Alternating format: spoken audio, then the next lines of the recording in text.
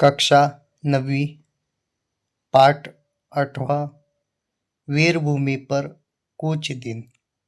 इस पाठ के हम संपूर्ण स्वाध्याय देखने वाले हैं।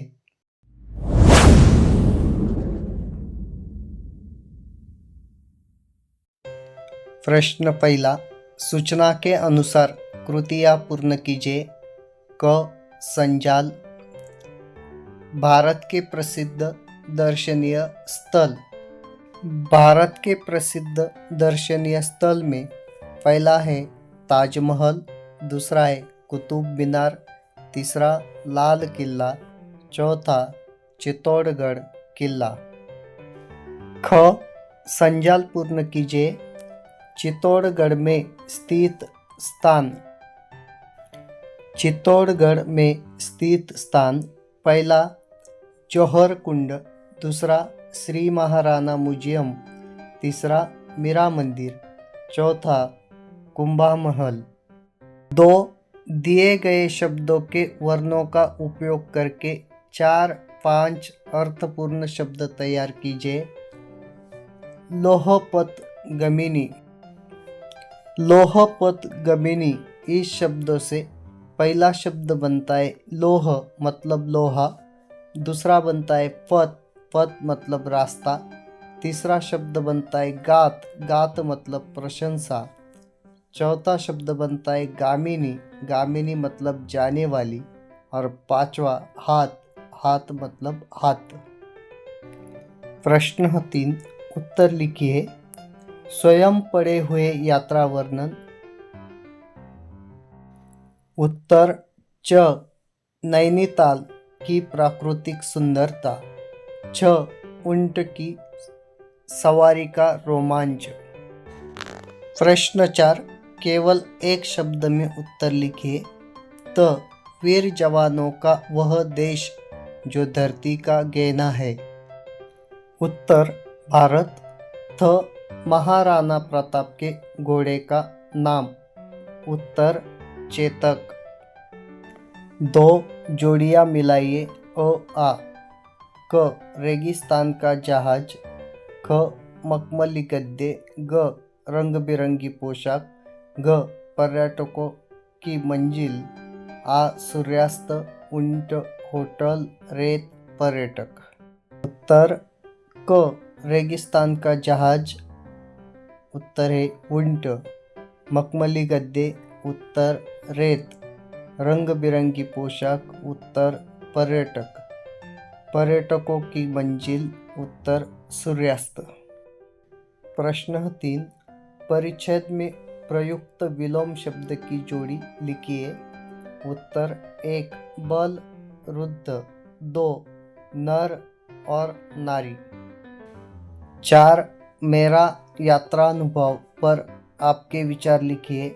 उत्तर पिछली गर्मियों में मैं अपने परिवार के साथ नैनीताल गई थी। रास्ते में घाटियों और पर्वतों का दृश्य बहुत सुंदर और मनमोहक था। नगर की सड़कें स्वच्छ थी और नैना देवी का मंदिर बहुत खूबसूरत दिख रहा था। हमने 3 दिन विभिन्न स्थलों की सैर की और अगले दिन घर लौटे। नैनीताल की यह यात्रा मेरे लिए बहुत आनंददायक और यादगार रही। भविष्य में मैं फिर से ऐसी यात्रा करना चाहूँगी। रचनाबोध। प्रस्तुत पाठ में राजस्थान की वीरभूमि के प्रमुख स्थानों जैसा जोधपुर, जैसलमेर, चित्तौड़गढ़ आदि का उल्लेख है। साथ ही वहाँ लोक कला, स्थापत्य कला और सांस्कृतिक जीवन का जीवंत चित्रण प्रस्तुत किया है। सूचना के अनुसार कृतियाँ पूर्ण कीजिए। 1 उत्तर लिखिए। क ऊंट की सवारी करने के बाद लेखिका की स्थिति। उत्तर डर लग रहा था, प्रसन्नता और उत्सुकता भी हो रही थी। ख ऊंट की सवारी का अनुभव रोमांचकारी और मनोरंजक था, यह दर्शाने वाला वाक्य। उत्तर सभी की हृदय गति वैसे ही धड़क रही थी जैसी हमारी। 2 निम्न संधि का विग्रह कर उनके प्रकार लिखिए। 1 शब्द स्वागत विग्रह स्वा अगत संधि अ प्रकार स्वर संधि।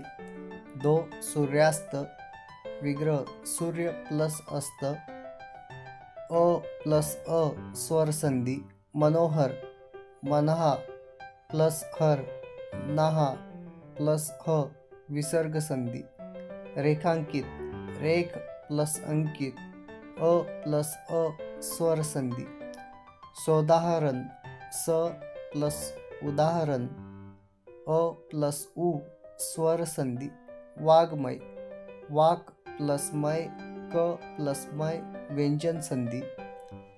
दुष्कर दु प्लस कार दु विसर्ग प्लस कर दु विसर्ग प्लस क विसर्ग संधि। 8 सम्मान सम प्लस मान म प्लस मा व्यंजन संधि। पाठ से आगे ऐतिहासिक वस्तु संग्रहालय देखने का आयोजन करते हुए संक्षिप्त टिप्पणी लिखिए। उत्तर विद्यालय में ऐतिहासिक वस्तु संग्रहालय देखने का आयोजन किया गया। वहाँ पर प्राचीन शस्त्र आभूषण सिक्के वेशभूषा और पुराने दस्तावेज देखे। इन वस्तुओं से हमें हमारे देश का इतिहास और संस्कृति समझने का अवसर मिला। विद्यार्थियों में देशभक्ति और इतिहास के प्रति प्रेम जागरूक हुआ। सोमत अभिव्यक्ति मैं पाठशाला जा रहा था। रास्ते में एक युवक अपनी मोटरसाइकिल आड़ी टेढ़ी चलाते अपनी कलाबाजियाँ दिखाते हुए तथा जोर जोर से हॉर्न बजाकर लोगों को परेशान कर रहा था। उसे देखकर मेरे मन में विचार आए। उत्तर एक दिन जब मैं पाठशाला जा रहा था तब मैंने देखा कि एक युवक मोटरसाइकिल आड़ी टेढ़ी चलाते हुए और जोर जोर से हॉर्न बजाकर लोगों को परेशान कर रहा था। ये देखकर मेरे मन में विचार आया कि इस तरह का व्यवहार न केवल गलत है बल्कि खतरनाक भी है। इससे दुर्घटना हो सकती है और राहगीरों की जान जोखिम में पड़ सकती है। ऐसे लोगों को समझाना और जरूरत पड़े तो पुलिस को सूचित करना चाहिए। निबंध लेखन हमारी सैर विषय पर निबंध लिखिए।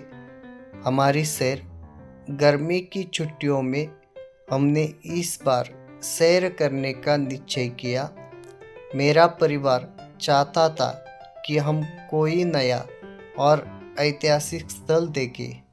लंबी चर्चा के बाद हमने अजंता एलोरा की गुफाएं देखने का कार्यक्रम बनाया। रेलगाड़ी से हम औरंगाबाद पहुँचे और वहाँ से बस द्वारा गुफाओं तक पहुँचे। पहाड़ों को काटकर बनाई गई ये गुफाएं देखकर हम सब हैरान रह गए।